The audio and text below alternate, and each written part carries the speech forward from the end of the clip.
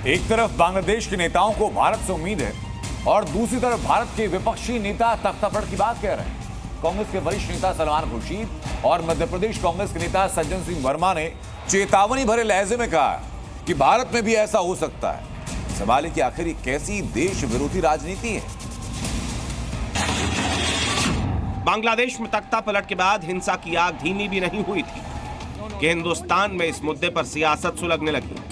विपक्षी नेताओं के जुबानी तर्कश से हिंदुस्तान में तख्तापलट के तीर इस्तेमाल किए जा रहे हैं। दावे किए जा रहे हैं कि जो बांग्लादेश में हुआ वो भारत में भी हो सकता है। जो बांग्लादेश के हालात हैं वो हिंदुस्तान में भी हो सकते हैं।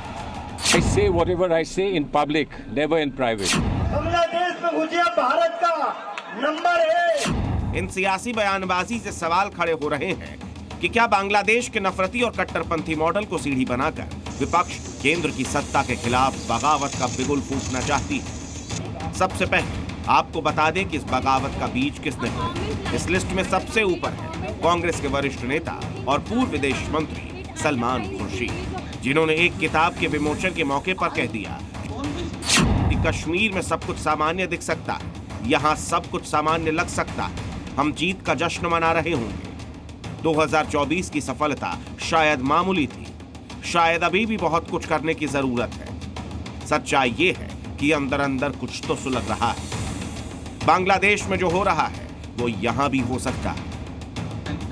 सलमान खुर्शीद ने जिस किताब के विमोचन पर देश विरोधी बयान दी उसका नाम है शकवाए हिंद। इस मौके पर सलमान खुर्शीद ने जो कहा वो तो लिखित रूप में सामने आया, लेकिन जब उनसे आज उनके बांग्लादेश मॉडल पर सवाल किया गया तो वो अपने बयान पर अड़े नजर आए। I say whatever I say in public, never in private. ये वही सलमान खुर्शीद है जिन्हें यूपीए सरकार में विदेश मंत्री बनाया गया।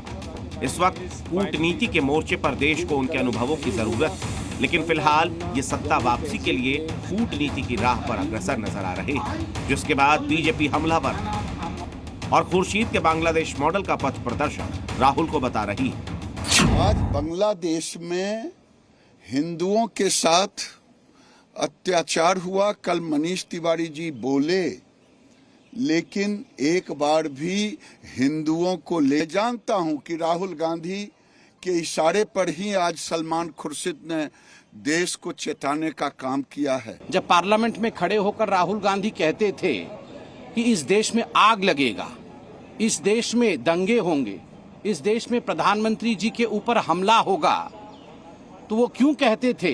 तो आज मालूम पड़ रहा है आखिरकार मनसा क्या थी। वहीं मध्य प्रदेश कांग्रेस के नेता सज्जन सिंह वर्मा तो सलमान खुर्शीद से भी 2 कदम आगे बढ़कर हिंसा का चरित्र वर्णन करने में जुटे, जबकि इंडिया गठबंधन के सहयोगी किंतु परंतु कर उनके सुर में सुर मिला रहे हैं। बांग्लादेश की जनता कल प्रधानमंत्री आवास में घुस गई, राष्ट्रपति भवन में घुस गई। एक दिन तुम्हारी गलत नीतियों से तुम्हारे प्रधानमंत्री निवास में घुस जाएगी, कब्जा कर लेगी। मैं तो कभी नहीं चाहूंगा कि यहाँ वैसे हालात हो, लेकिन ये सच्चाई है कि अगर लोकतंत्र में से चुन कर आए और तानाशाह बनने का प्रयास करें तो विरोध होगा। अगर कोई भी सरकार समय पर न चेते तो विरोध भयानक भी हो सकता है। आपको याद दिला दें कि सलमान खुर्शीद के जिस बयान का विपक्ष समर्थन कर रहा है, इन्हीं खुर्शीद साहब की भतीजी लोकसभा चुनाव में सरेआम वोट जिहाद की अपील कर चुकी है और अब खुद सलमान खुर्शीद हिंदुस्तान के सुलगने और बांग्लादेश जैसा हाल होने की चेतावनी दे रहे हैं। I say whatever I say in public, never in private. सवाल है कि आखिर ये कैसी राजनीति? क्या हाल ही में लोकतंत्र की लड़ाई में हारने के बाद अब विपक्ष तख्तापलट की उम्मीद बांधे हुए है? क्या कांग्रेस नेताओं का ये बयान देश विरोधी नहीं है? ब्यूरो रिपोर्ट, जी मीडिया। जी न्यूज़।